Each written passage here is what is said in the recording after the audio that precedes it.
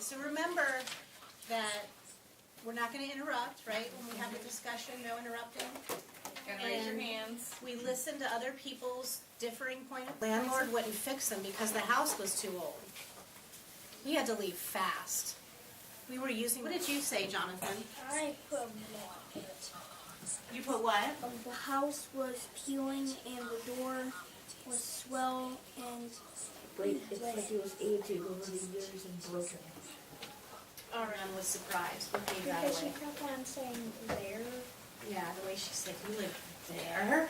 Pointing to it. Like Yeah. she's totally afraid of the fact that she lives there in the rundown side of town. Yeah.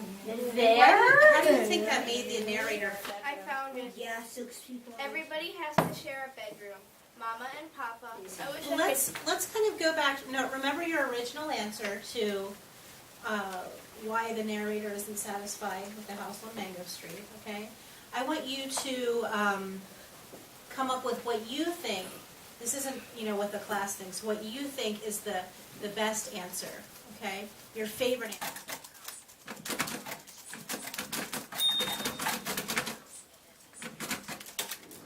Shared inquiry is something I learned from Great Books Foundation, where students read a story twice.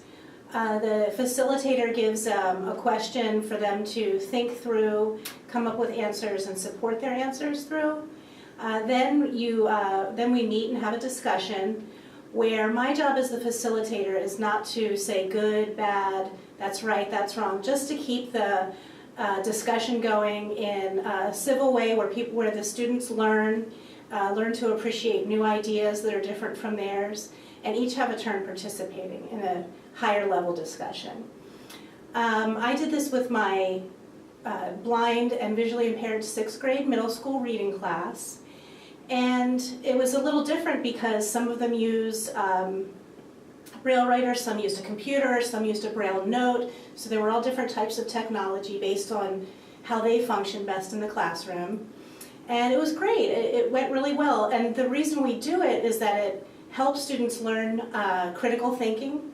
It helps them to be more, how do you say it, more gracious in conversation. It helps them to understand that different people have different ideas.